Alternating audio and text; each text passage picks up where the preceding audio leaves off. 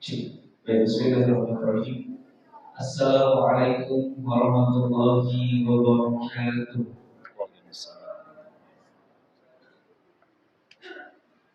Alhamdulillahirabbil alamin wassalatu wassalamu ala Rasulillah sallallahu alaihi wasallam. Puji dan syukur kita menjadikan kehadirat Allah Subhanahu wa taala. Hari ini kita masih diberikan dan nikmat di 16 Ramadan, nikmat iman, nikmat Islam, nikmat hidayah, nikmat ibadah.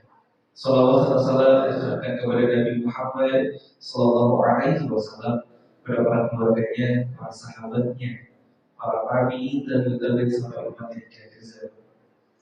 Alhamdulillah.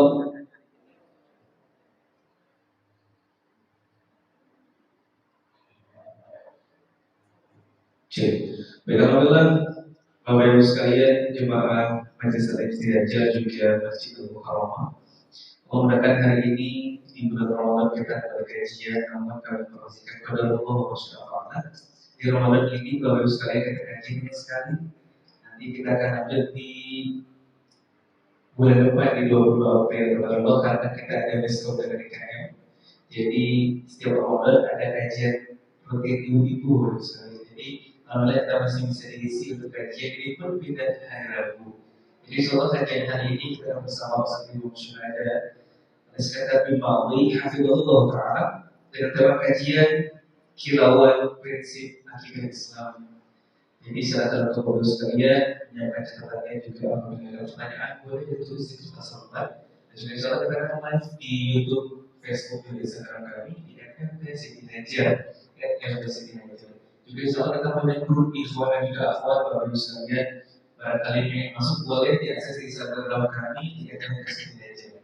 Oleh itu silakan siap-siap dan juga tak lupa kami informasikan ingatkan kembali bahwa adalah kita harus setia untuk betul-betul sakit di bulan Ramadan ini dan juga kita bertawar kepada Allah Subhanahu wa taala agar dimudahkan dan betul-betul sakit juga mengamalkannya. Amin Allahumma amin. Kita langsung saja kajian bersama Ustaz Imam Syuhada Iskandar bin Ma'li Hafizullah Ta'ala dengan tema kilauan prinsip akidah Islam. Ustaz, fadhil syukur. Jazakumullahu khairan. Bismillahirrahmanirrahim. Assalamualaikum warahmatullahi wabarakatuh. Alhamdulillah, hamdan katsiran tayyiban mubarakan fih, kama yuhibbu rabbuna wa yarda. Asyhadu an la ilaha illallah wahdahu la syarika lah, iqraran bihi wa tauhida, wa asyhadu anna Muhammadan 'abduhu wa rasuluh.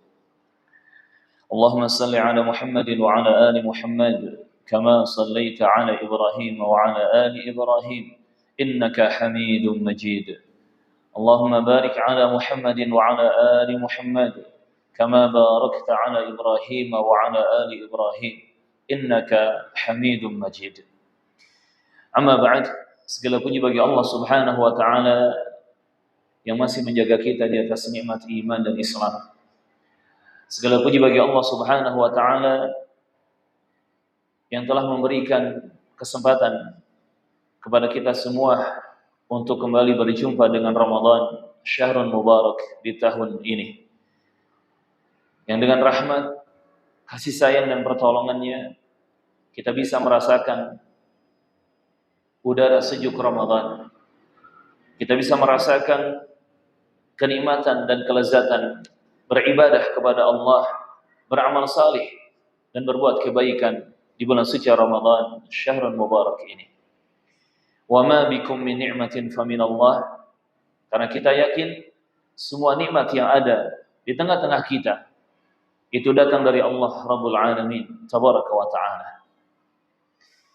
Ahibati fillah, kaum muslimin dan muslimat, teman-teman Majelis Ta'lim Siti Hajar yang semoga senantiasa berada dalam bimbingan serta perlindungan Allah tabaraka wa ta'ala. Hafizakumullah jami'an. Insyaallah ta'ala di kesempatan pagi yang cerah dan berberkah ini, di hari yang ke-16 Ramadan pada tahun ini 1445 Hijriah, kita akan memulai mempelajari dan membaca sebuah kitab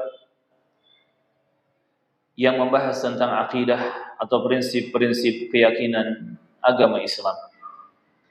Di hadapan kita ada sebuah kitab yang berjudul Lum'atul I'tiqad. Lum'atul I'tiqad.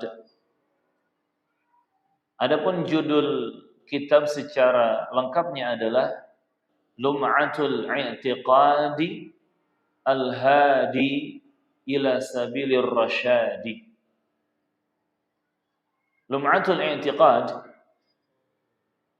kilauan yang bersinar dari sebuah akidah atau keyakinan.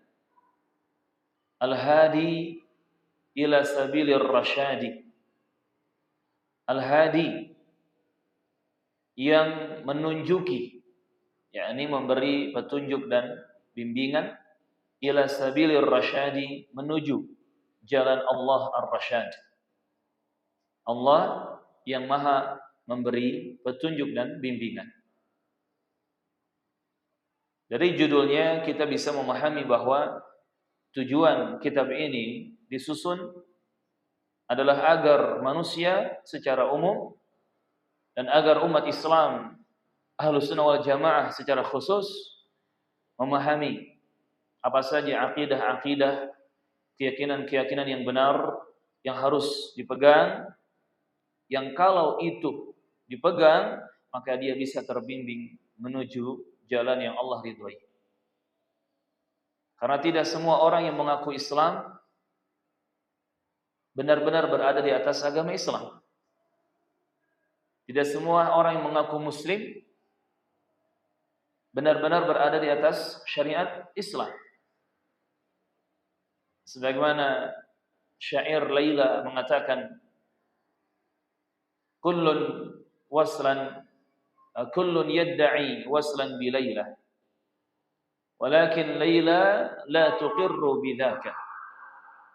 Kullun yadda'i waslan bi Laila. Setiap laki-laki mengaku-ngaku punya hubungan khusus dengan wanita bernama Laila.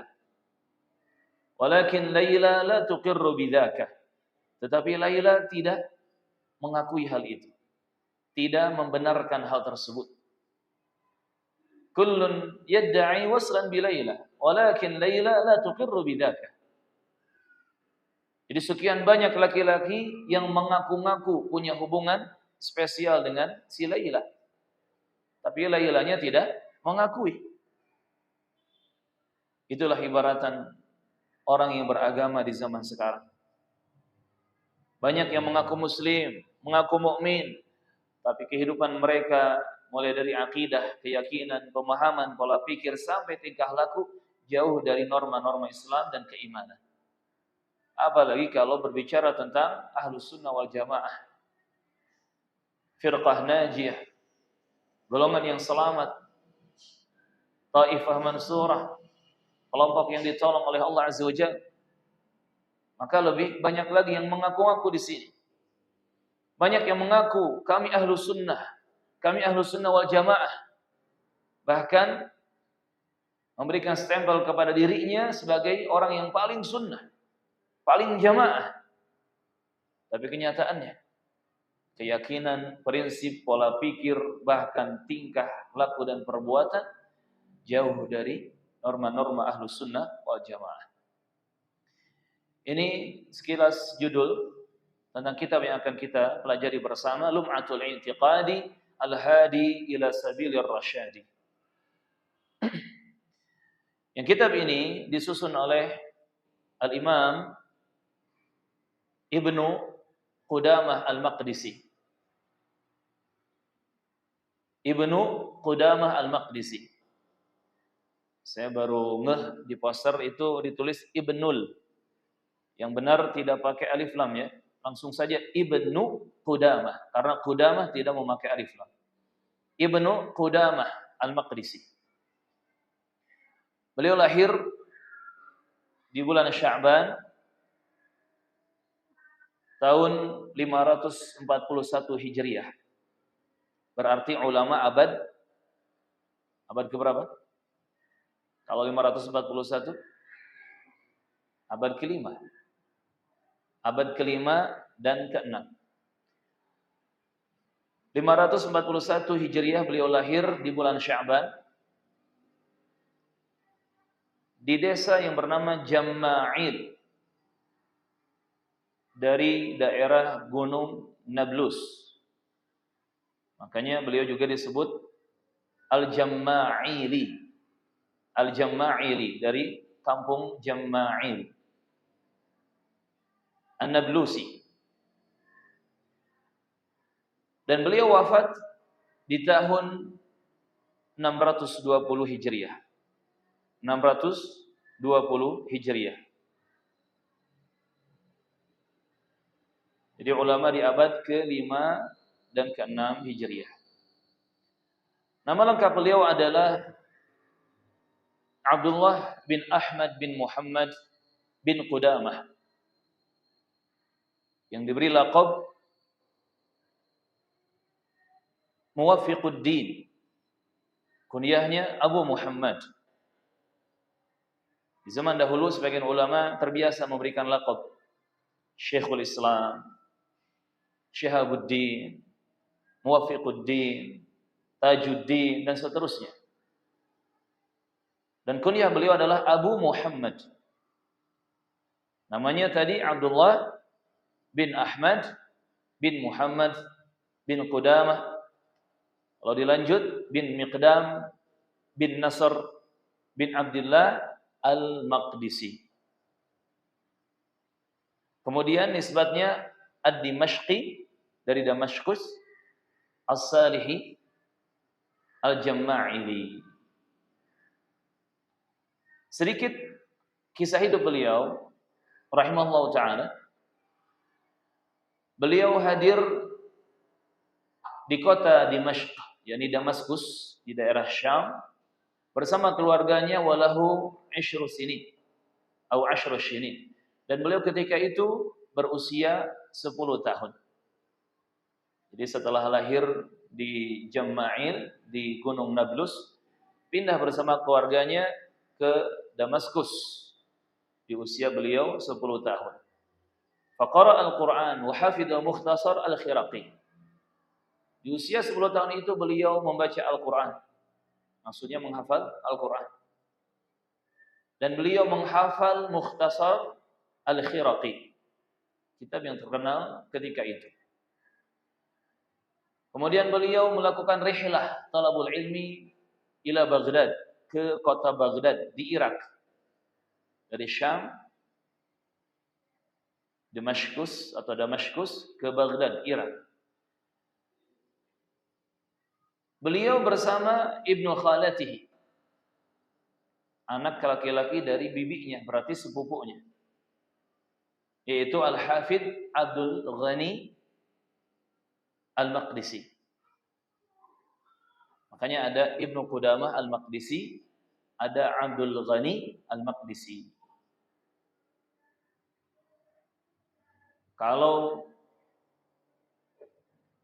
Sama-sama dari Al-Maqdisi, ya. Dan itu terjadi di tahun 561 Hijriah. Berarti di usia beliau sekitar 20 tahunan. Rihlah talabul ilmi ke Baghdad, Irak bersama sepupunya Abdul Ghani Al-Maqdisi. Dan di sana keduanya mendengar banyak faedah ilmu, mendengar banyak faedah hadis dari para masyayikh atau ulama yang ada di Baghdad. Nah, kemudian disebutkan di sini bahwa Al-Imam Ibnu Qudamah Al-Maqdisi rahimahullah bertalaqi atau mulazamah kepada banyak masyayikh, banyak ulama. Dan di antara ulama atau guru beliau yang masyhur adalah Taqiyuddin Abu Muhammad Abdul Ghani Al-Maqdisi. Taqiyuddin Abu Muhammad Abdul Ghani Al-Maqdisi. Ini namanya sama, nisbatnya sama, tetapi berbeda dengan sepupunya tadi. Termasuk di antara guru beliau adalah Faqihul Iraq, ahli fikih di daerah Irak. Nasihul Islam Abul Fathi Nasr bin Fityan yang terkenal dengan sebutan Al-Imam Ibnul Muna rahimahullahu ta'ala. Intinya Al-Imam Abdullah bin Ahmad bin Muhammad Ibnu Qudamah Al-Maqdisi rahimahullahu ta'ala adalah ulama yang sejak kecil memang serius belajar, mulai dari Al-Quran, kemudian fikih, usul fikih, sampai bidang-bidang ilmu lainnya. Sehingga beliau menjadi ulama besar ya, dan berhasil menyebarkan faedah-faedah ilmu kepada umat manusia. Termasuk para ulama yang masyhur di zamannya banyak memberikan pujian dan penilaian positif kepada Al-Imam Ibnu Qudamah Al-Maqdisi rahimahullahu ta'ala. Kata Al-Imam Ibnu Taimiyah rahimahullah, "Ma dakhala asy-Syam ba'da al-Auza'i afqahu min asy-Syaikh Al-Muwaffaq." Setelah Al-Imam Al-Auza'i, tidak ada yang masuk ke daerah Syam yang lebih faqih daripada Syekh Muwaffiquddin Ibnu Qudamah Al-Maqdisi. Jadi Ibnu Taimiyah memberikan persaksian. Ada dua ulama ahli fikih yang betul-betul faqih, ahli fikih, yang ilmu fikihnya luar biasa, mendalam, yaitu Al-Imam Al-Auza'i dan Al-Imam Ibnu Qudamah Al-Maqdisi. Ini dipersaksikan oleh Syekhul Islam Ibnu Taimiyah rahimahullahu ta'ala. Kemudian kata Imam Al-Mundhiri rahimahullah, al-faqih, al-imam. Ibnu Qudamah Al-Maqdisi adalah ahli fikih, seorang imam. Afta wa darrasa, haddasa bi Dimashq, afta wa darrasa. Beliau mempelajari hadis di Damaskus, dan beliau juga memberikan fatwa dan mengajar. Wasannafa fil fiqhi wa ghairihi, dan beliau menulis karya ilmiah, mentasnif kitab-kitab ilmu di bidang fikih dan yang lainnya. Baik itu musannafat yang mukhtasarah, karya-karya ilmu yang ringkas, ataupun mutawwalah yang panjang berjilid-jilid. Juga disaksikan keilmuan dan kemuliaan beliau oleh Al-Imam Adz-Dzahabi rahimahullahu ta'ala. Kata Imam Adz-Dzahabi, ahadul a'immah al-a'lam, sahibut tasanif. Ibnu Qudamah Al-Maqdisi adalah salah satu dari para imam yang kokoh, para imam yang terkenal ya keilmuannya, dan termasuk ulama yang sibuk dengan menulis ilmu yang bermanfaat. Sahibut tasanif, banyak memiliki musannafat ya, kitab-kitab yang disusun secara ilmiah. Begitupun Al-Imam Ibnu Katsir Abul Fida rahimahullah memuji beliau. Kata Ibnu Katsir rahimahullah, Syekhul Islam, imamun alim. Beliau adalah Syekhul Islam, yakni guru untuk umat Islam. Imam, pemimpin dari sisi ilmu, alim yang betul-betul memahami ilmu, ilmunya mendalam. Lam yakun fi asrihi wala qabla dahrihi bimuddatin afqahu minhu.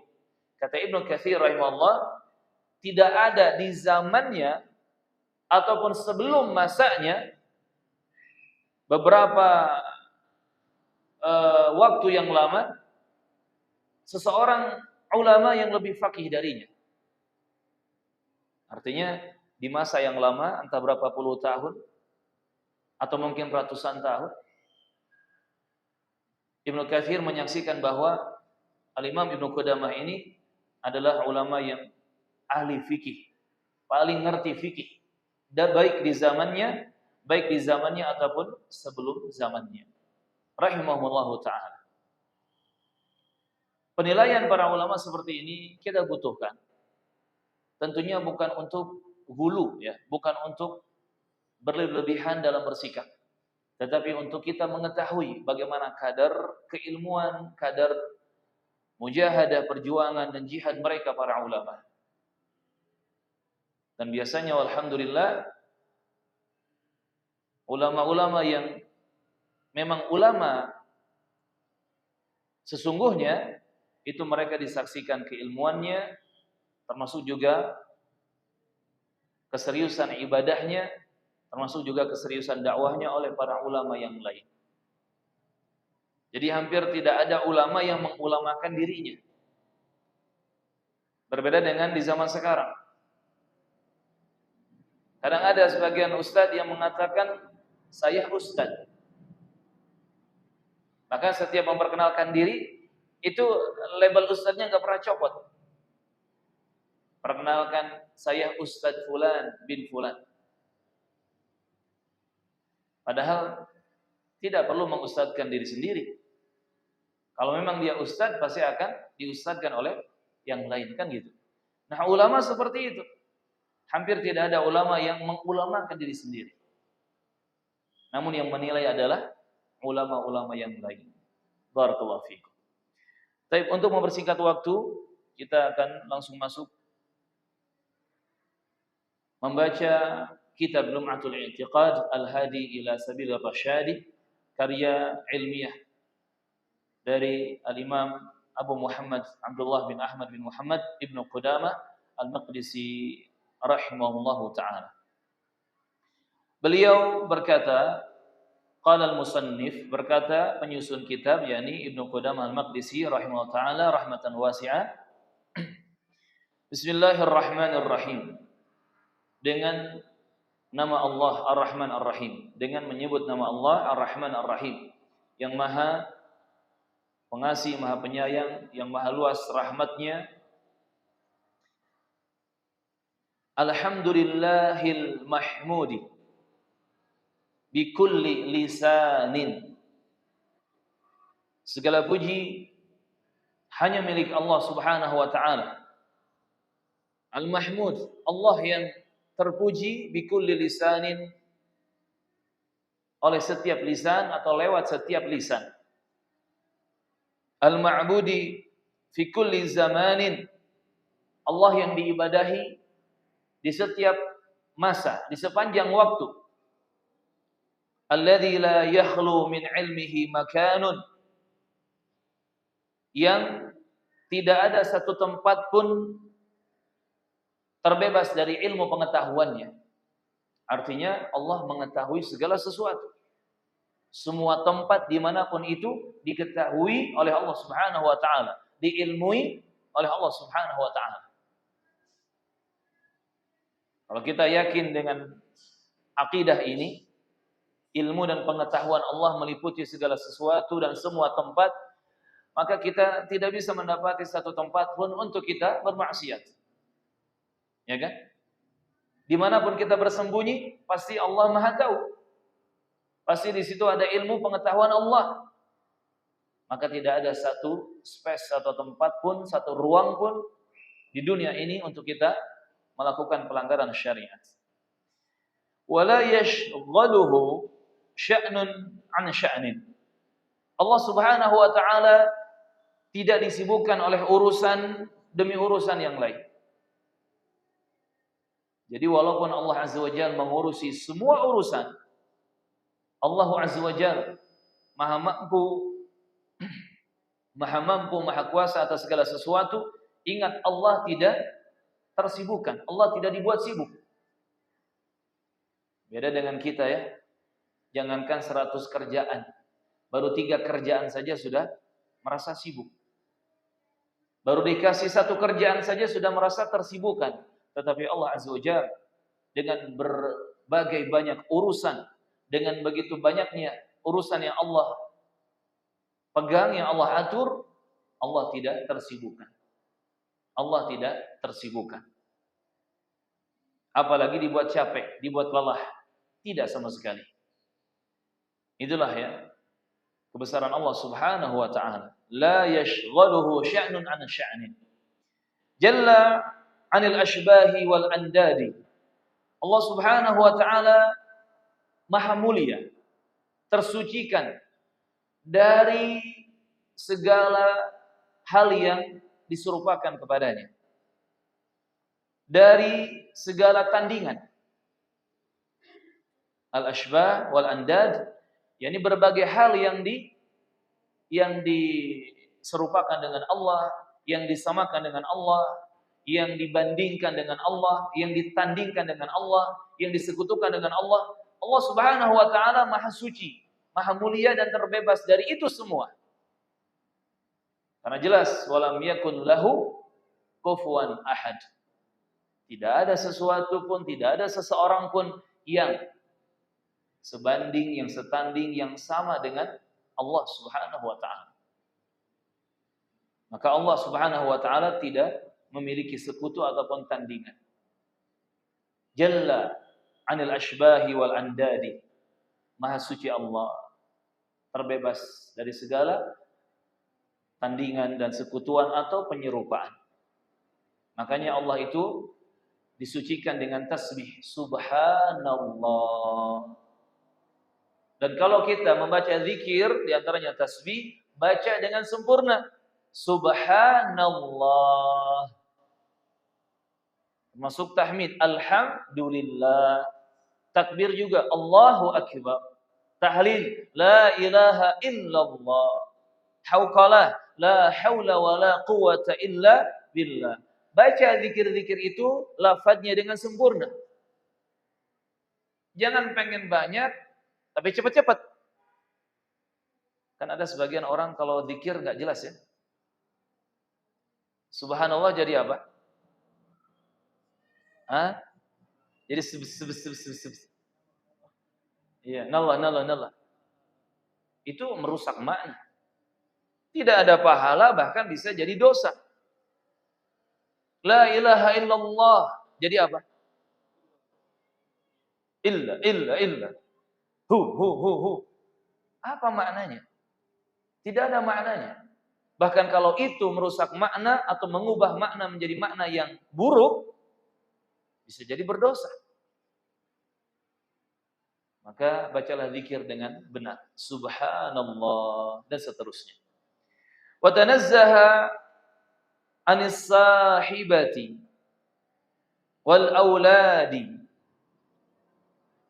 Dan Allah Subhanahu wa taala tersucikan, yakni terbebas dari pasangan dan anak keturunan.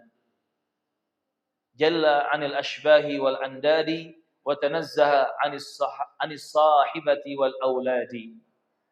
Allah Subhanahu wa taala Maha tinggi dari segala bentuk keserupaan dan tandingan. Allah Subhanahu wa taala tersucikan dari pasangan, dari istri dan juga anak keturunan. Lam yalid wa lam yulad. Allah tidak beranak dan tidak diperanakan. Allah tidak memiliki orang tua dan tidak punya anak cucu keturunan. Allah itu ahad. Qul huwallahu ahad.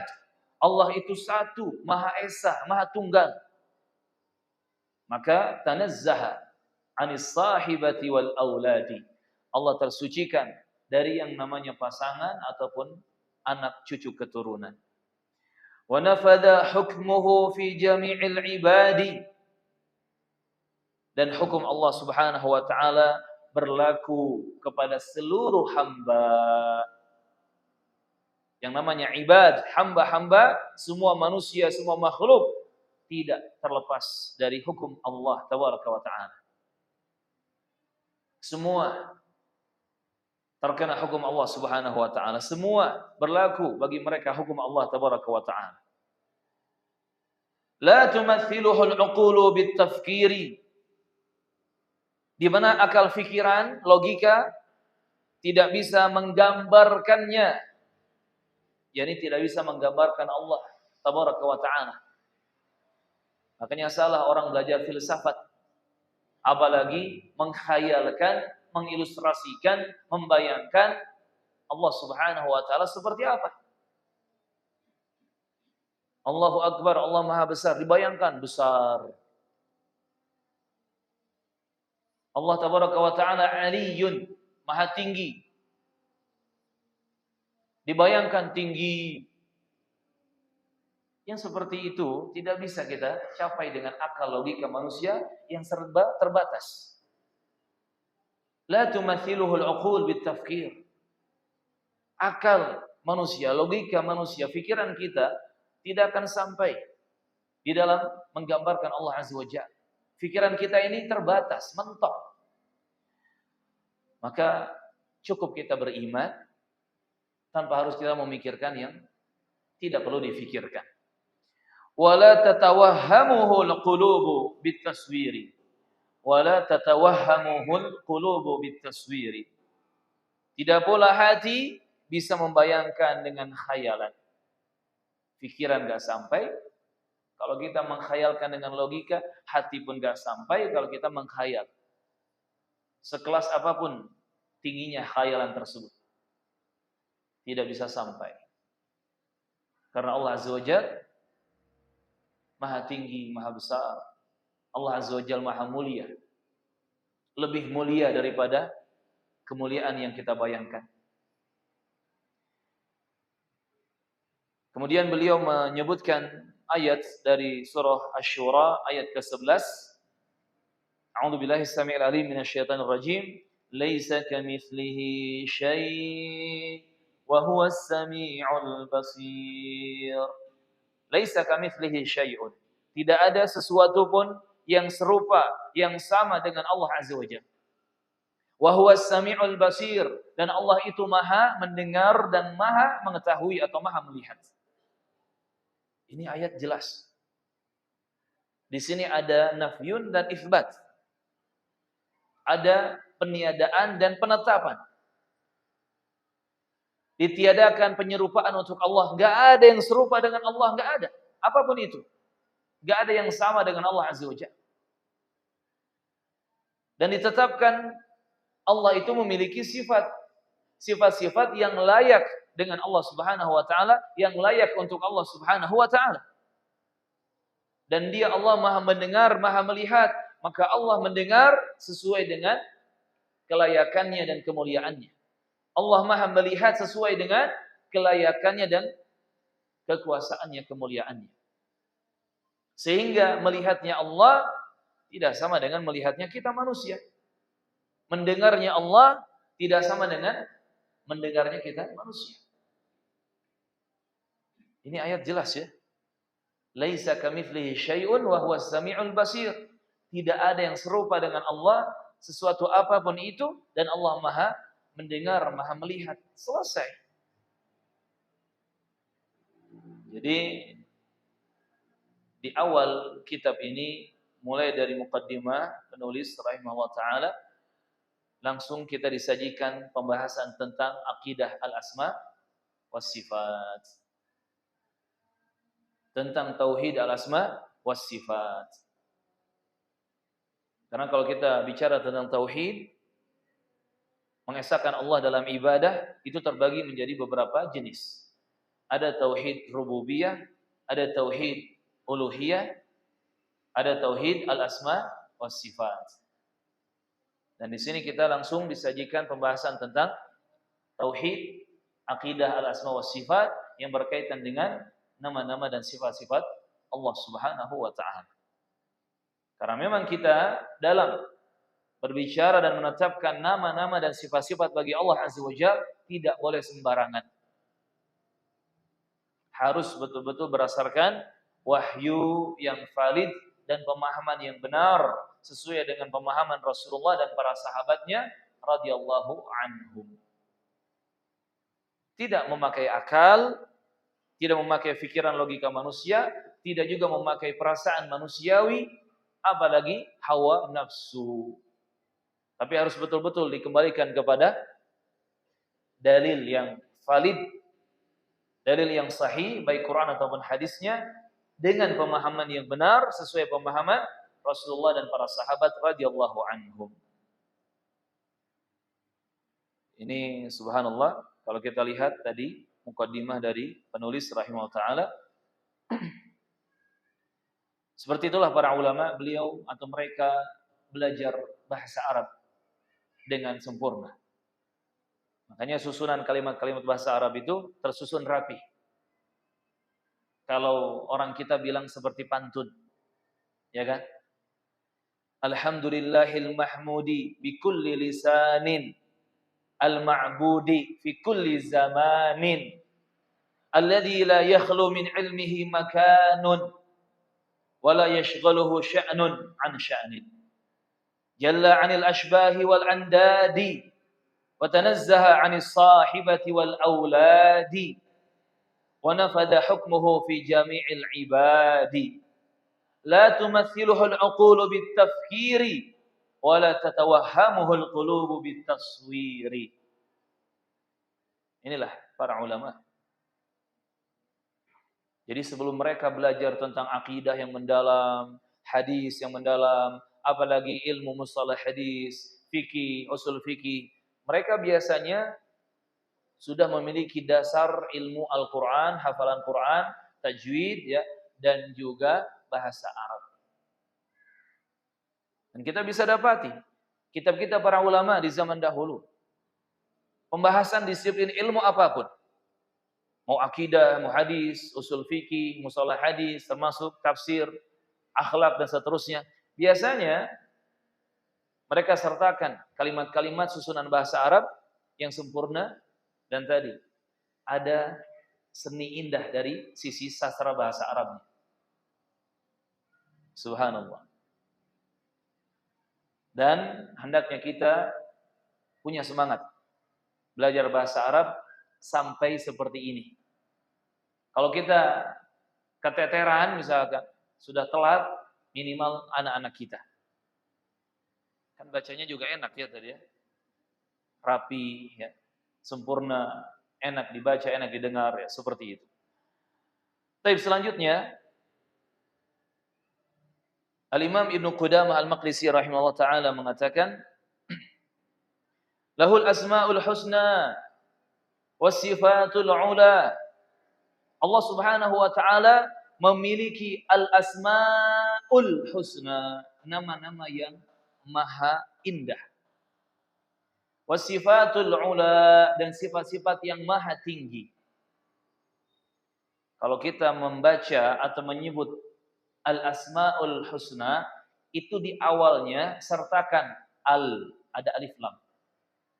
Al-asma'ul husna. Al-asma'ul husna atau al-asma' al-husna. Jangan cuman asma'ul husna. Maknanya berbeda. Asma'ul husna artinya adalah nama-nama milik husna. Ada orang namanya Husna. Dia punya banyak nama. Itu disebut asma'ul husna. Nama-nama si Husna. Tapi kalau yang dimaksudkan adalah nama-nama Allah yang maha indah, yang maha bagus, yang betul-betul mulia, bacalah dengan benar. Al-asma'ul husna. Al-asma'ul husna. Nama-nama yang indah. Nama-nama yang maha indah. Milik siapa? Milik Allah Azza wa Jalla. Bisa difahami ya? Jadi sedikit-sedikit kita meluruskan penggunaan bahasa Arab. Karena dalam bahasa Arab beda alif lam mim, beda al, beda arti. Kan gitu. Seseorang namanya Rahman, boleh tidak? Boleh tidak? Rahman, Rahim. Kembar namanya Rahman dan Rahim. Dua-duanya botak, yang satu rambutnya satu, yang satu enggak ada rambutnya. Rahman, Rahim. Boleh enggak? Boleh. Boleh. Karena tidak memakai alif lam. Tapi kalau pakai alif lam, Ar-Rahman, Ar-Rahim, enggak boleh. Siapa namanya yang ini? Ar-Rahman. Siapa namanya yang itu? Ar-Rahim. Itu enggak boleh. Karena kalau sudah pakai alif lam, itu jadinya ma'rifah, bukan nakirah lagi. Nakirah masih umum, Rahman, Rahim. Kalau Ar-Rahman, Ar-Rahim pakai alif lam jadi ma'rifah, dan itu khusus bagi Allah Azza wa Jalla. Bisa difahami? Di sini ya, indahnya bahasa Arab. Al saja, alif lam saja bisa membedakan makna dan fungsi. Barakallahu fiikum. Lahul asmaul husna wa sifatul ula. Allah Azza wa Jalla memiliki nama-nama yang maha indah dan sifat-sifat yang maha tinggi, yang mulia. Allah berfirman, Ar-Rahmanu 'alal 'arsy istawa. Lahu ma fis samawati wa ma fil ardh. Wa ma bainahuma wa ma tahta ath-thara. Wa in tajhar bil qawli fa innahu ya'lamu as-sirra wa akhfa. Di surat Thaha ayat kelima, 6 dan 7. Allah Azza wa Jalla berfirman, Ar-Rahman. Allah Ar-Rahman. Lihat pakai alif lam. Ar-Rahmanu. Allah Ar-Rahman yang maha penyayang, yang maha pengasih. 'Alal arsy, di atas arsy, istawa, beristiwa. Lahu ma fis samawati wa ma fil ard. Bagi Allah segala sesuatu yang ada di langit-langit dan di bumi. Wa ma bainahuma, dan semua yang ada di antara langit dan bumi. Itu semua milik Allah. Wa ma tahta tsara, dan apa yang ada di bawah tanah, yang ada di perut bumi, itu semua milik Allah. Wa in tajhar bil qawli, dan jika engkau mengeraskan suara, fa innahu ya'lamu sirra wa akhfa. Ingat, Allah itu mengetahui yang tersembunyi atau yang nampak. Allah maha mengetahui semua, segala sesuatu, yang tersembunyi ataupun yang nampak. Kita kan manusia hanya tahu yang nampak saja, kan gitu. Kelihatannya sih puasa. Tapi kan kita nggak tahu ketika dia gaib dari kita, nggak terlihat oleh kita, entah mampir ke warteg, entah mampir ke rumah makan Padang, entah mampir ke mana, Allahu a'lam. Karena kita tidak melihat. Dan kita hanya tahu yang kita lihat saja, yang nampak bagi kita saja. Tetapi Allah mengetahui semua, yang nampak ataupun yang tersembunyi. Ya'lamu sirra wa akhfa. Yang jadi titik perhatian di sini adalah, di sini disebutkan bahwasannya Allah itu beristiwa di atas arsy. Allah memiliki segala sesuatu di langit-langit, di bumi, di antara langit dan bumi, di bawah tanah, di perut bumi. Allah mengetahui semua yang nampak dan tersembunyi. Ini semua masuk ke dalam pembahasan sifat-sifat Allah Subhanahu wa ta'ala. Dan ingat, Ar-Rahmanu 'alal arsy istawa. Allah Ar-Rahman di atas arsy beristiwa. Istiwa maknanya adalah secara umum tidak lepas dari dua makna. Tinggi dan menetap. Tinggi dan menetap. Berarti Allah istiwa itu Allah tinggi, maha tinggi, dan Allah menetap di atas arsy-Nya. Walaupun nanti kalau kita bahas lebih tafsir, lebih detail lagi, itu maknanya ada beberapa. Ada ala, ada irtafa'a, ada sa'ada, termasuk istaqarra. Intinya tidak lepas dari dua makna tadi, tinggi dan menetap. Itulah makna istiwa. Dan kita yakini makna istiwa sebagaimana yang diyakini oleh Rasulullah dan para sahabat, tanpa harus kita takwil atau kita tafsirkan kepada tafsir-tafsir yang tidak benar.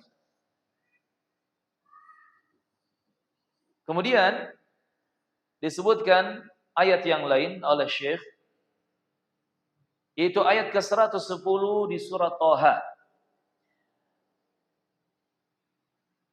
Ahata bikulli syai'in ilma. Ilmu Allah, pengetahuan Allah Subhanahu wa ta'ala meliputi segala sesuatu. Wa qahara kulla makhluqin izzatan wa hukma. Dan Allah menguasai seluruh makhluk izzatan wa hukman, dengan keperkasaan dan hikmah. Wa wasi'a kulla syai'in rahmatan wa ilma, dan segala sesuatu diliputi oleh rahmat, kasih sayang dan ilmu Allah. Baru Syekh menyebutkan tadi Thaha 110. Ya'lamu ma baina aydihim wa ma khalfahum wa la yuhituna bihi ilma. Thaha 110. Ya'lamu ma baina aydihim wa ma khalfahum. Allah Azza wa Jalla mengetahui apa-apa yang ada di depannya atau di depan mereka, apa-apa yang ada di belakang mereka, wala yuhituna bihi ilma. Termasuk Allah mengetahui segala sesuatu yang tidak diketahui oleh mereka. Manusia ini kan ilmunya terbatas ya. Silakan temui profesor di bidang disiplin ilmu tertentu, sepintar apapun dia, tetap ilmunya terbatas. Orang yang paling hebat dengan kelebihannya, silakan cek dan tes kehebatannya, pasti terbatas. Pasti terbatas. Nah, segala sesuatu yang tidak terjangkau ilmunya, pengetahuannya oleh makhluk, itu semua diketahui oleh Allah Azza wa Jalla. Karena ilmu dan pengetahuan Allah tidak terbatas oleh apapun. Semua terjangkau oleh ilmu dan pengetahuan Allah Azza wa Jalla. Ya'lamu ma baina aydihim wa ma khalfahum wa la yuhituna bihi ilma. Makanya tadi kata Al-Imam Ibnu Qudamah Al-Maqdisi rahimahullah, ahata bi kulli syai'in ilma wa qahara kulla makhluqin izzatan wa hukma wa wasi'a kulla syai'in rahmatan wa ilma. Ilmu Allah meliputi segala sesuatu, Allah menguasai seluruh makhluk dengan keperkasaan dan hikmah serta hukum yang penuh hikmah, dan rahmat serta ilmu Allah meliputi segala sesuatu. Ini harus kita yakini jamaah. Kalau kita meyakini keyakinan yang benar seperti ini, di antara hikmah dan buah manisnya adalah hidup kita akan tenang. Kenapa? Karena kita bergantung kepada Rabb yang Maha mengetahui segala sesuatu. Misalkan ketika kita punya masalah, kita kan berpikir ya, kita terus berpikir-pikir, ini apa solusinya? Kira-kira di mana solusinya? Apa jalan keluarnya? Yang kalau kita mikir sendiri, mentok tuh. Akhirnya apa? Karena mentok, gelisah, galau, bahkan sedih, bahkan mungkin stres, depresi, dan seterusnya. Na'udzubillah. Makanya orang-orang yang tidak beriman atau yang lemah iman, mereka putus asa. Dan Allah menyatakan dalam Al-Quran, tidak ada yang berputus asa dari rahmat Allah illal qaumul kafirun, kecuali orang-orang kafir. Orang yang punya iman itu nggak ada putus asa, nggak kenal putus asa. Di awal Ramadan kemarin saya masih di Mekah atau Madinah, yang masih di tanah suci. Saya mendapatkan informasi berita dari tanah air. Ada sekeluarga bunuh diri di Jakarta Utara. Dengan cara yang betul-betul konyol dan bodoh. 4 orang sekeluarga. Suami, istri, usianya 50-an lebih. Dan mengajak 2 anaknya. Anaknya perempuan usia 16 tahun kalau tidak salah, dan yang laki-laki usia 13 tahun. Dengan cara mereka semua naik ke apartemen lantai 22, kemudian saling mengikat tangan satu sama lain dan loncat dari lantai 22 itu ke bawah. Akhirnya apa yang terjadi? Mati konyol semua. Mati bodoh semua. Dan ketika anak terus membaca, menelusuri berita, disebutkan mereka bukan dari kalangan muslimin. Nah, ini salah satu bukti. Orang kalau nggak punya iman atau lemah iman, ya seperti itu. Ada masalah, stres, gelisah, depresi, putus asa, bahkan terpikir bunuh diri. Padahal setelah bunuh diri, setelah mati, urusannya lebih ribet. La haula wala quwwata illa billah. Maka di sini pentingnya kita mengenal siapa Rabb kita. Siapa Allah sebagai Rabbul Alamin. Penting juga kita untuk mengetahui nama-nama Allah itu apa, maknanya apa, hikmahnya apa, sifat-sifat Allah itu apa. Kita harus mempelajari itu. Maka di sini kita harus belajar akidah Islam dengan benar. Karena orang beriman tidak mungkin berputus asa dari rahmat Allah Subhanahu wa taala.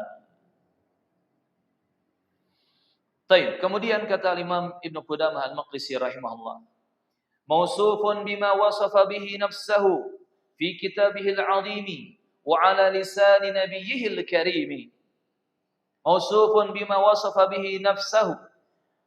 Allah Subhanahu wa taala disifati dengan sifat yang ditentukan sendiri oleh Allah Tabaraka wa taala untuk dirinya fi kitabihil 'azim, yang ditetapkan dalam kitabnya yang mulia Al-Qur'anul Karim, wa 'ala lisan nabiyyihil karim, atau lewat lisan nabinya yang mulia, yakni Nabi Muhammad sallallahu alaihi wasallam. Artinya apa? Kalau bicara tentang sifat-sifat Allah, yakini Allah punya sifat-sifat yang telah Allah tentukan untuk dirinya sendiri, yang Allah sebutkan ketentuan dan ketetapannya di dalam Al-Qur'anul Karim dan hadis-hadis Nabi yang sahih. Maka kalau kita bicara tentang tauhid al-asma wa sifat, kalau kita mentauhidkan Allah, memahaesakan Allah dalam urusan nama dan sifatnya, ada beberapa kaidah yang harus kita pahami.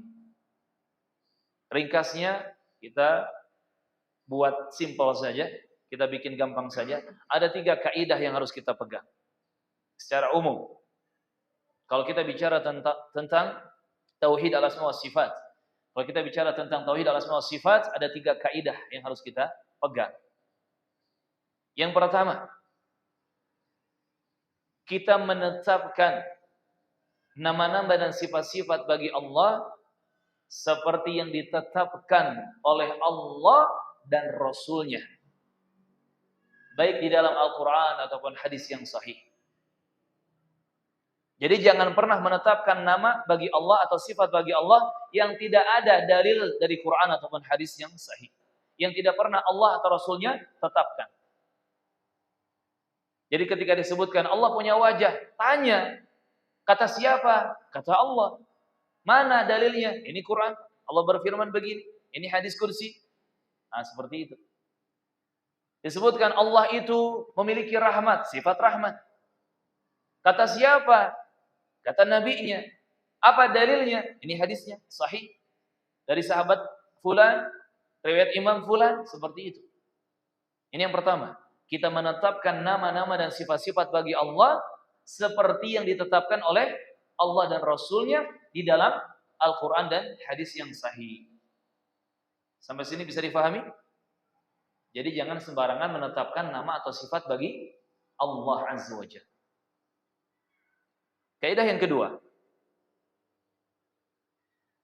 kita meniadakan, yakni menafikan, menghilangkan nama-nama dan sifat-sifat bagi Allah seperti yang dinafikan oleh Allah atau Rasul-Nya sallallahu alaihi wasallam dalam Al-Quran ataupun hadis yang sahih.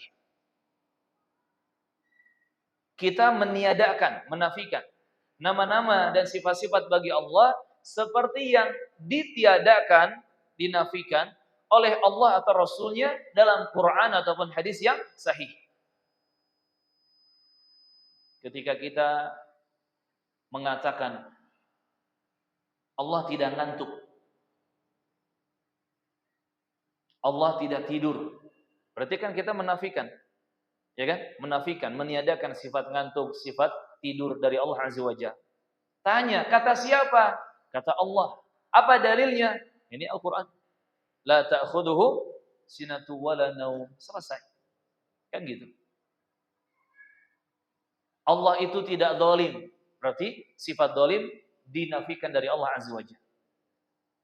Tanya, kata siapa? Kata Allah dan Rasul-Nya. Apa dalilnya? Sebutkan ayat Quran, sebutkan hadis Nabi. Wa ma rabbuka bidzallamin lil 'abid. Rabbmu tidak pernah zalim kepada hamba-hambanya. Dan seterusnya. Ini kaidah yang kedua. Kita meniadakan nama atau sifat bagi Allah seperti yang Allah dan Rasul-Nya tiadakan bagi Allah. Baik dalam Quran ataupun hadis yang sahih. Sampai sini bisa difahami? Mudah ya? Jadi jangan asal meniadakan. Jangan asal mencoret sebuah nama atau sebuah sifat bagi Allah Azza wa Jalla. Nah, jangan asal menetapkan yang pertama, yang kedua jangan asal meniadakan atau mencoret. Yang ketiga, kaidah yang ketiga, barakallahu fikum wa hayyakumullah jami'an. kita tawakuf, kita berdiam diri dari nama-nama atau sifat-sifat bagi Allah yang tidak ada dalil penetapannya, yang tidak ada dalil penetapannya ataupun peniadaannya. Kita tawakuf, berdiam diri dari nama-nama dan sifat-sifat bagi Allah yang tidak ada dalil penetapannya atau peniadaannya. Misalkan ada yang mengatakan zikir, kalau takbir kan Allahu Akbar, ada dalilnya kan? Banyak. Dia bikin zikir Allahu apa misalkan?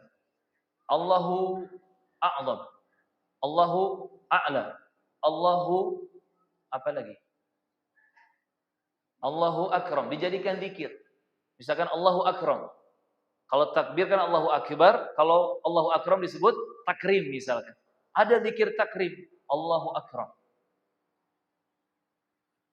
Kita cari dalil yang menetapkannya, ada enggak? Untuk nama Allah yang ini, ternyata tidak ada misalkan. Penetapannya tidak ada. Peniadaannya, Allah tidak boleh disebut akram misalkan. Ada enggak larangan atau peniadaannya? Enggak ada juga. Maka jalan yang selamat adalah kita tawakuf, berdiam diri dengan cara ucapkan Allahu a'lam.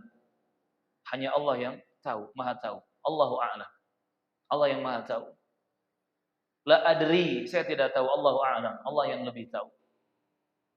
Jadi di sini kita tidak mentidakkan dan tidak mengiyahkan. Namanya tawakuf. Namanya tawakuf. Karena biasanya muncul istilah-istilah baru. Misalkan Allah disebut Gusti, Allah disebut Tuhan. Ini kan perlu penelitian secara ilmiah. Boleh enggak Allah disebut Tuhan? Boleh enggak Allah disebut Gusti? Karena ini berkaitan dengan nama dan sifat-sifat Allah. Kalau ada dalil yang mendukungnya silahkan digunakan. Kalau tidak ada, ya jangan. Kalau enggak ada dalil ini dan itu, maka kita tawakuf. Itu yang lebih selamat. Misalkan muncul istilah Allah Maha Keren misalkan. Pernah dengar enggak? Allah Maha Keren. Ada enggak dalil yang menetapkan istilah Allah Maha Keren secara bahasa Arab? Allahu a'lam. Hampir enggak ada.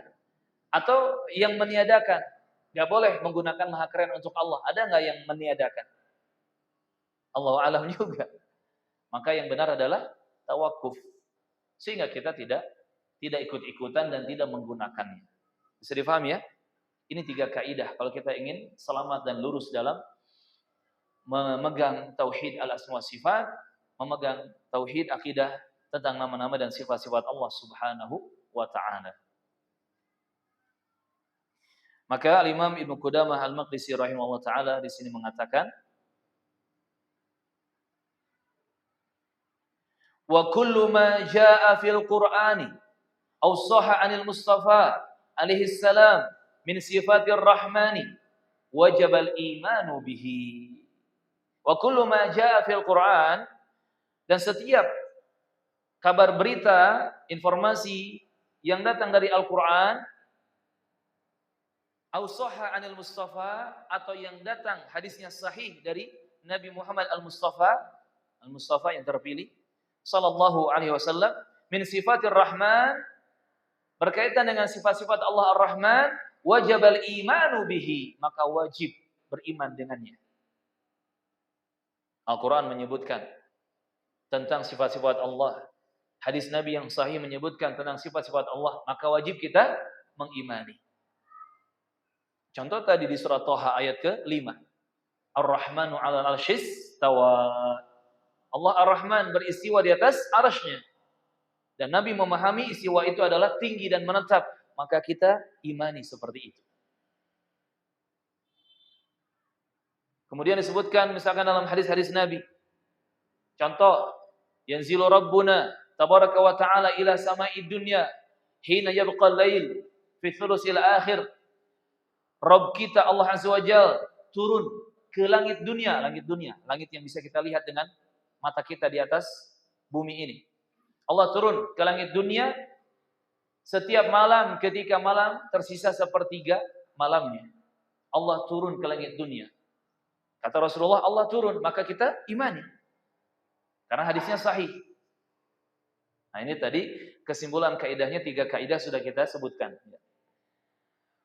Wa talaqqihi bitaslimi wal qabuli. Wa talaqqihi bitaslimi wal qabuli.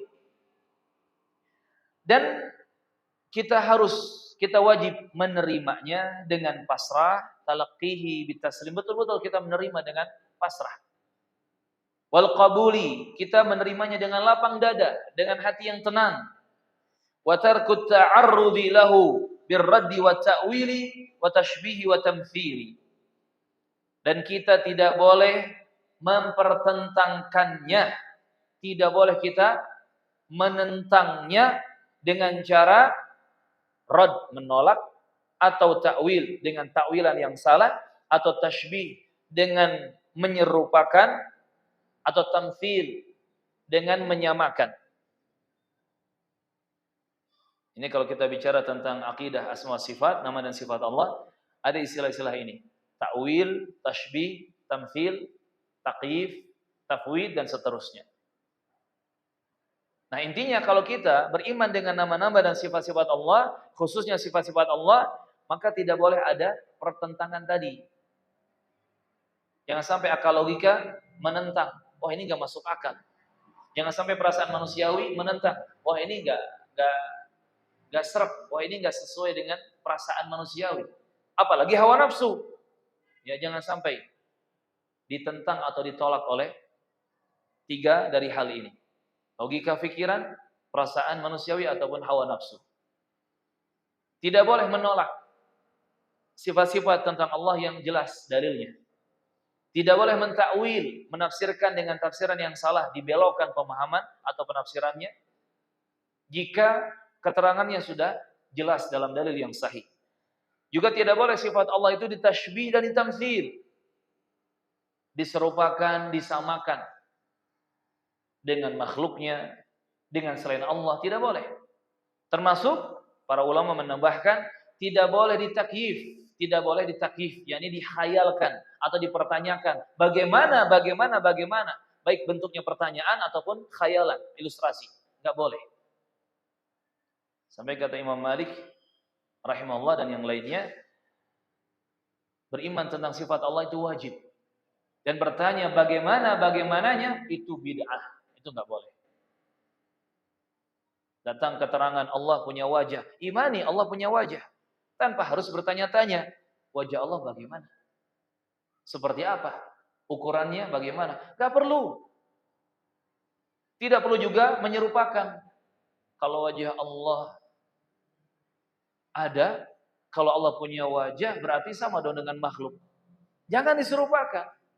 Allah punya wajah, makhluk punya wajah. Tetapi wajah Allah dan makhluknya berbeda. Kadang yang mempersulit itu ya manusia juga. Ya kan? Sudah simpel kaidahnya. Allah berfirman, Nabi bersabda, hadisnya sahih, terima, imani, kan gitu. Tanpa harus bertanya-tanya, menghayalkan. Tapi manusia yang suka bikin susah sendiri, kan gitu. Oh ya, saya beriman, Allah punya tangan. Tapi tangan Allah seperti apa ya? Apakah tangan Allah sama dengan tangan kita manusia? Itu manusia yang suka bikin sulit. Padahal kita mengimani Allah punya tangan tanpa menyerupakan dengan tangan makhluk, tanpa menghayalkan bagaimana, tanpa bertanya seperti apa, selesai. Dan disitulah diuji keimanan kita. Kan iman itu kan keyakinan. Iman itu kan kepercayaan. Iman dan percaya tentang sesuatu yang gaib, itu kan keimanan. Kalau nampak terlihat, nggak ada orang yang diuji tentang keimanannya, kan gitu. Nah di sini jamaah, masalah sifat Allah dan nama-nama Allah juga menjadi ujian untuk keimanan kita. Maka ikutilah apa yang telah diyakini oleh Rasulullah dan para sahabatnya radhiyallahu anhum. Wa ma ashkala min dzalika, Dan apa yang menjadi kebingungan atau samar dari hal tersebut, wajaba itsbatuhu lafdhan, maka wajib ditetapkan secara lafadznya, wa tarkut ta'arrudi li ma'na, dan tidak menolak maknanya. Jangan sampai menolak maknanya. Wa naruddu ilmahu ila qailihi, dan kita mengembalikan ilmunya kepada pengucapnya, yaitu Allah Subhanahu wa taala. Wa naj'alu 'uhdatahu 'ala naqilihi, kita menyerahkannya kepada penukilnya. Ittiba'an li tariqir rasikhina fil ilmi, dalam rangka meneladani jalan orang-orang yang rasikh, yang mendalam dalam keilmuannya, yang benar dalam keilmuannya. Alladzina athnallahu 'alaihim fi kitabihil mubini, yang Allah memuji mereka dalam kitabnya yang jelas. Subhanahu wa ta'ala, Allah berfirman di surat Al-Imran ayat ke-7. Warrasikhuna fil ilmi yaquluna amanna bihi kullum min 'indi rabbina. Dan orang-orang yang rasikh, yang mendalam, yang benar keilmuannya, mereka berkata, kami beriman dengan itu semua. Semua kebenaran itu datang dari Rabb kami, dari Allah Subhanahu wa ta'ala. Simple kan? Kata Allah, ini sifat Allah begini. Kata Rasulullah, ini sifat Allah begini. Imani. Amanna bi kullum min indi rabbina. Kami beriman, kami percaya semua kebenaran datang dari Allah. Tanpa harus bertanya-tanya yang aneh-aneh. Tanpa harus mengkhayalkan yang aneh-aneh. Tanpa harus menyerupakan Allah dengan sesuatu. Selesai. Barakallahu fiikum. Sehingga kita bisa memahami dari penjelasan Ibnu Qudamah Al-Maqdisi di sini rahimahullah, ada sifat-sifat Allah yang secara lafaz, secara istilah sama dengan sifat yang ada pada makhluk. Tapi ingat, hakikatnya berbeda. Allah punya wajah, ditetapkan dalilnya. Manusia punya wajah. Dan itu realita. Tapi ingat, antara wajah Allah dengan wajah manusia jauh berbeda. Jangankan Khalik sang pencipta dengan makhluk yang diciptakan. Sesama makhluk saja, sesama yang diciptakan saja itu sudah berbeda. Wajah manusia dengan wajah gajah sama atau beda? Sama. Hah? Sama enggak bentuknya? Hakikatnya sama wajah, tetapi bentuknya, wujudnya berbeda. Namanya sama. Manusia punya kulit. Kerbau, kebo punya kulit. Sama enggak kulit manusia dengan kulit kebo? Sama-sama kulit namanya. Hakikat kulit kita paham, tetapi bentuknya, wujudnya seperti apanya, sama atau beda? Berbeda. Ada istilah kandel kulit kebo. Saking gak punya malunya disebut kandel kulit kebo. Beda ya antara kulit manusia dengan kulit kerbau. Apalagi misalkan gajah punya tangan, semut punya tangan enggak? Semut punya tangan enggak? Pernah lihat tangan semut? Hah? Kaki. Ya udah, kaki. Gajah punya kaki, semut punya kaki. Bahkan ada gajah yang kakinya 3. Ya. Cap kaki 3. Kaki gajah. Antara kaki gajah dengan kaki semut sama apa beda? Namanya sama, tapi wujudnya seperti apanya berbeda. Hakikat kakinya sama, ya hakikat kaki seperti itu, tetapi wujudnya seperti apanya berbeda. Itu baru makhluk dengan makhluk loh. Baru perbandingan makhluk dengan makhluk sudah berbeda. Apalagi sang Khalik, sang pencipta dengan makhluk. Ya kan? Jauh berbeda. Maka cukup tadi, apa ayatnya, apa hadisnya yang sahih, imani, percayai, tanpa harus banyak bertanya, tanpa harus mentakwil yang salah, tanpa harus menyerupakan dengan selain Allah Azza wa Jalla. Simpel. Dan itu yang Nabi ajarkan dan para sahabat ajarkan kepada umat Islam. Barakallahu fiikum. Kita cukupkan sampai di sini. Diingat ya. Sampai Al-Imran ayat ke-7. Barakallahu fiikum.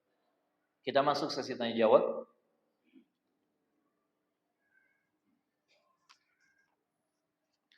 Saya paling suka membaca pertanyaan itu dari yang paling pendek pertanyaannya.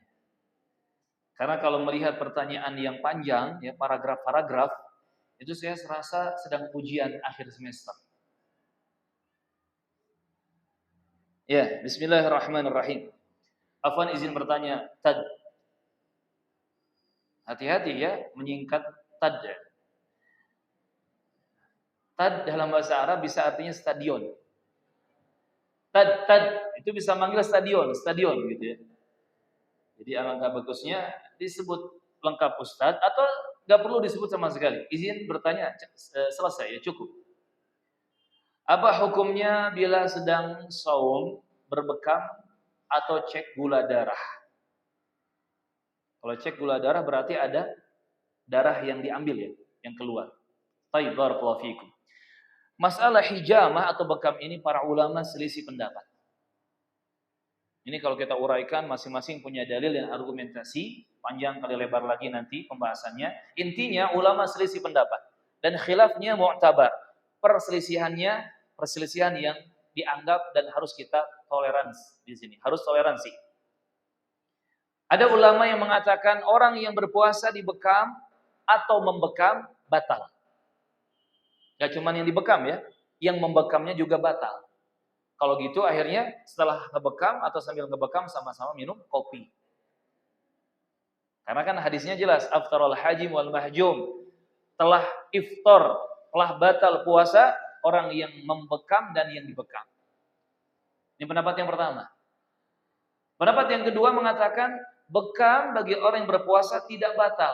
Kenapa hadis tadi mansukh, dihapus oleh hadis yang lain yang menerangkan Nabi pernah dibekam dan Nabi ketika itu sedang berpuasa. Dan Nabi tidak batal puasanya, namun lanjut puasa sampai maghrib. Seakan-akan bertentangan ya. Makanya khilaf, terjadi selisih pendapat di sini.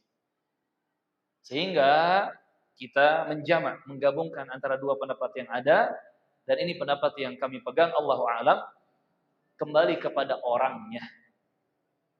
Kalau orang tersebut dibekam atau yang membekam mendapatkan madarat dari praktek hijamah perbekaman itu, maka bisa jadi batal puasanya.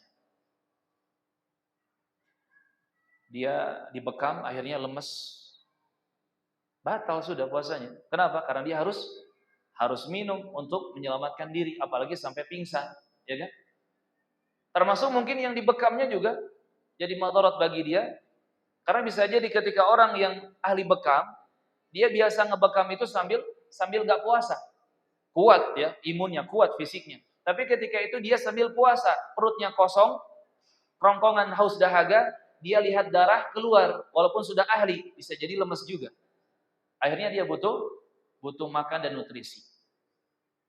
Maka kalau seseorang mendapatkan madarat, ada bahaya dari praktek hijamah bekam itu, batal puasanya. Bahkan dia harus membatalkan puasa karena demi keselamatan diri dia. Tapi kalau dia kuat-kuat saja, anteng-anteng wae, nggak jadi masalah. Dan itu yang Rasulullah alami sallallahu alaihi wasallam. Nabi dibekam dan Nabi kuat, Nabi sehat, Nabi bugar sampai iftar di waktu maghrib. Nabi tidak kenapa-kenapa. Bagi yang kuat tidak ada mudarat, ya silahkan berbekam jika dibutuhkan. Bisa difahami? Na'am, barakallahu fikum. Tapi ingat, perselisihan pendapat seperti ini jangan dijadikan alasan untuk gontok-gontokan. Wah, kita mah beda madhab sudah. Kita nggak berteman lagi. Kenapa? Saya madhab bekam batal puasa. Kamu bekam tidak batal puasa. Hanya gara-gara itu bermusuhan. Gara-gara itu saling hujat. Tidak seperti itu. Barakallahu fikum. Selanjutnya, Ustaz, barakallahu fikum wa fikum barakallahu wa hayyakumullah jami'an. Mau bertanya tentang imsak. Bolehkah saya sahur batasnya waktu mendengar adzan subuh saja? Syukran. Afwan barakallahu fikum. Ya. Masalah imsak ini selalu ramai dari tahun ke tahun. Karena memang Ramadan terulang setiap tahunnya. Imsak sebetulnya itu hakikat dari puasa. Kita puasa, arti saum itu imsak. Imsak artinya menahan diri. Puasa atau saum disebut saum karena imsak. Imsak itu menahan. Kita menahan diri dari makanan, minuman, dan syahwat, dan semua yang Allah larang. Jadi imsak itu hakikat dari puasa. Kalau kita ditanya, ente puasa? Ya puasa. Ente imsak nggak? Imsak dong. Orang yang nggak imsak ketika puasa, berarti nggak puasa. Cuman muncul kemudian, entah mulai dari tahun kapan, Allahu a'lam, saya belum cari sejarahnya, muncul istilah imsak di negeri kita ini, dan saya tidak tahu selain negeri kita ya, muncul istilah imsak untuk membatasi orang makan atau minum sahur. Biasanya 10 jam atau 10 menit? Hah? 10 menit. 10 menit atau 5 menit sebelum adzan subuh. Ketika makan sahur, minum sahur, diteriaki, imsak, imsak, maksudnya tahan diri. Udah jangan makan lagi, jangan minum lagi. Padahal belum adzan subuh, akhirnya diam. Nah, istilah imsak ini tidak pernah terjadi di zaman Rasulullah ataupun Abu Bakar, Umar, Utsman dan Ali ataupun para sahabat yang lain radhiyallahu anhum. Ada yang ngasih syubhat, tapi kan ada hadis jarak antara makan sahur dengan adzan subuh itu sekitar dibaca 50 ayat. Difahami oleh mereka tuh, Nabi dan para sahabat berhenti dari sahurnya ketika tersisa waktu bisa dibaca 50 ayat sampai waktu subuh. Padahal yang benar ini penjelasan bukan tentang berhenti sahur. Justru tentang waktu sahur yang paling afdol. Kan kata Rasulullah hadisnya jelas. Umatku akan senantiasa berada dalam kebaikan, di atas kebaikan selama ajjalul fitra, menyegerakan iftar buka puasa kalau maghrib sudah tiba, tidak ditunda-tunda. Wa akharus sahur, dan mengakhirkan sahur, yakni sahur mepet ke waktu subuh. Subuh 4:30. Afdalnya sahur dari jam 4 atau 4:15. Itu paling afdal, mepet ke waktu subuh. Bukan jam 2:30, bukan jam 2. Itu kejauhan. Walaupun boleh saja, cuman kejauhan dan nanti efeknya berbeda. Barakallahu fiikum. Jadi imsak ini tidak pernah ada di zaman Rasulullah ataupun para sahabat radhiyallahu anhu. Tapi Ustaz ini kan untuk kehati-hatian. Kalau untuk kehati-hatian ya silakan. Silakan berpendapat masing-masing, yang penting ingat nanti masing-masing harus bertanggung jawab di hadapan Allah dengan pendapatnya, kan gitu. Cuman yang jadi masalah adalah ketika sudah diteriakkan imsak, kalau ada yang masih makan dan minum, itu dianggap dosa, dianggap batal puasanya. Itu yang jadi masalah. Padahal batasan tidak boleh makan dan tidak boleh minum, yang kalau makan masih lanjut, minum masih lanjut, itu membatalkan puasa, adalah ketika fajar shadiq muncul, ketika waktu subuh tiba. Hatta yatabayyana khaytul abyadu minal khaytil aswad. Kan jelas ayatnya. Sampai jelas terbedakan benang putih dari benang hitam. Ya kan? Jelas ayatnya. Sampai waktu fajar tiba, fajar shadiq muncul.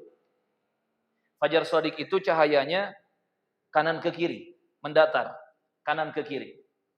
Bukan atas ke bawah, bukan atas ke bawah meninggi, bukan. Kalau atas ke bawah meninggi itu fajar kadhib. Dan itu belum masuk waktu subuh. Tapi kalau sudah kilauan cahaya fajarnya itu kanan ke kiri, memanjang, mendatar, kanan ke kiri, itulah fajar shadiq. Dan itu sebagai tanda atau batasan kita sudah haram makan, haram minum, haram menyalurkan syahwat. Bisa difahami ya? Jadi seakan-akan ingin bikin syariat baru. Allah memberikan batasan tidak boleh makan, minum, dan menyalurkan syahwat itu ini. Ketika fajar shadiq muncul. Muncul orang-orang yang membuat syariat baru. Imsak. 10 menit sebelum adzan. Sudah enggak boleh. Nah ini yang jadi masalah. Sudah enggak boleh. Enggak boleh makan, enggak boleh minum. Itu yang jadi masalah. Tapi kalau untuk ya hati-hati, untuk siap-siap, ya silakan saja. Tapi jangan disertai dengan keyakinan Udah nggak boleh makan, udah nggak boleh minum, haram, batal puasa. Itu yang jadi kesalahan. Bisa dipahami ya? Maka yang benar adalah silakan sahur, dan afdal sahur, sebaik-baik sahur, seutama-utama sahur adalah yang mepet ke waktu subuh. Kalau bisa nih, kalau bisa begitu adzan Allahu Akbar, kita megang sendok yang isinya suapan terakhir. Allahu Akbar, kita lagi neguk air di gelas. Lagi neguk, ada adzan, Allahu Akbar, langsung lepaskan gelasnya. Itu seutama-utama sahur, diakhirkan kata Rasulullah sallallahu alaihi wasallam. Jadi tolong difahami dengan benar ya, apa itu tujuan dan makna imsak. Jangan akhirnya membuat kita gaduh dan ribut. Padahal dengan cukup mengikuti petunjuk dari Rasulullah dan para sahabat itu sudah memuaskan kita. Terakhir, bismillah Ustaz, saya mau bertanya soal zakat. Saya setiap harinya makannya nasi singkong yang per kilonya 50.000, Masya Allah. Lebih mahal dari beras kampanye. Ya. Beras kampanye kan berapa kemarin? 16.000 ya, 18.000. Kita sebut beras kampanye. Kenapa? Gara-gara kampanye pemilu beras jadi langka. Allah yahdi. Apakah boleh dikonversikan ke beras? Karena kan tidak banyak orang yang makan nasi singkong. Barakallahu fikum. Yang ana pahami dari pertanyaan ini adalah fulan atau fulana biasa makannya nasi singkong. Harga nasi singkong sekilonya 50.000. Itu kalau beras biasa, beras padi bisa dapat berapa kilo? 3 kiloan ya kurang lebih ya, atau 3,5. Nah, pertanyaannya, ketika harus bayar zakat fitri, apakah boleh dengan beras? Itu maksudnya. Kesimpulannya, jamaah rahimakumullah, para pejuang Ramadan, hafidzakumullah jami'an, apapun yang kita makan, itu tidak mengharuskan kita mengeluarkan zakat fitri dengan apa yang kita makan. Misalkan kita biasa makan jagung. Ketika zakat fitri, membayar zakat fitri, mengeluarkan zakat fitri kepada fuqara dan masakin, bebas dengan apapun makanan pokok yang mereka terima, yang mereka bisa konsumsi. Mau beras, mau jagung lagi, mau kurma, mau kismis, mau keju, termasuk tadi nasi singkong, silakan. Enggak harus dengan jagung, karena kita biasa makan jagung, enggak harus. Barakallahu fikum. Tetapi silakan dengan makanan pokok, apapun itu makanan pokoknya, yang penting mereka bisa mengkonsumsinya. Jangan karena kita makan nasi singkong, zakat fitrinya pakai nasi singkong. Dilihat mustahiknya, fakir dan miskinnya. Bisa nggak mereka mengkonsumsi nasi singkong? Kalau bisa, berikan. Atau minimal mereka terima dan itu bisa bermanfaat bagi mereka, entah dibuat kue atau dibuat makanan jenis lain, atau mungkin mereka jual, nggak jadi masalah. Yang penting makanan pokok dan memang bisa digunakan, bisa berfungsi. Barakallahu fikum. Ingat intinya, kata Rasulullah atau kata para sahabat, Ibnu Abbas mengatakan diantaranya, Nabi mewajibkan zakat fitri itu, salah satu atau beberapa fungsinya adalah tuhratan lis-shaim wa tu'matan lil masakin. Sebagai pensuci orang yang berpuasa selama Ramadan, disucikan dengan zakat fitri, kekurangannya, salahnya, dosanya. Wa tu'matan lil masakin, dan sebagai makanan, tu'mah, makanan bagi fakir miskin. Mustahiknya hanya 2, fakir dan miskin. Zakat fitri ya, berbeda dengan zakat mal. Jadi amil zakat fitri gak dapat bagian. Kalau amil zakat mal dapat bagian. Dibedakan. Mustahiknya hanya fakir dan miskin. Dan harus makanan pokok disalurkan atau diserahkan kepada fakir miskinnya. Makanan pokok itu bebas. Mau nasi beras, nasi jagung, nasi singkong, mau kismis, kurma, atau apapun. Yang penting memang makanan pokok yang itu dikonsumsi atau bisa dimanfaatkan oleh penduduk di suatu daerah. Ustaz, bagaimana kalau sekarang kita menitipkan zakat fitri? Saya misalkan menyerahkan uang ke panitia. Ini uang zakat fitri untuk 10 jiwa. 550.000. Kalau kita menitipkan uang untuk dibelikan makanan pokok, misalkan beras, dan nanti diserahkannya berupa makanan pokok kepada fakir miskin, maka boleh. Namanya titip zakat fitri, mewakilkan. Tapi kalau kita menyerahkan uang, ini 550.000 untuk 10 jiwa, nanti diserahkan kepada fakir miskinnya, berupa uang juga, bukan makanan pokok, itu yang tidak boleh. Bisa dipahami ya?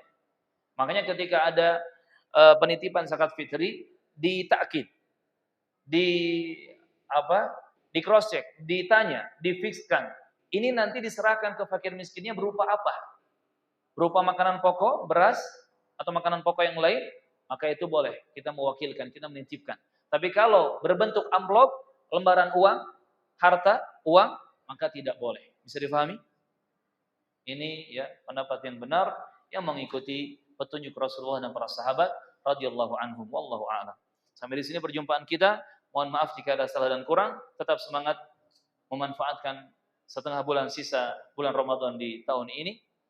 Semoga Allah Azza wa Jalla menurunkan rahmatnya kepada kita semua, ampunan untuk kita semua, dan juga keberkahan untuk kita semua. Kita tutup dengan kafaratul majlis. Subhanakallahumma wa bihamdik, asyhadu an la ilaha illa anta, astaghfiruka wa atubu ilaik. Wassalamualaikum warahmatullahi wabarakatuh.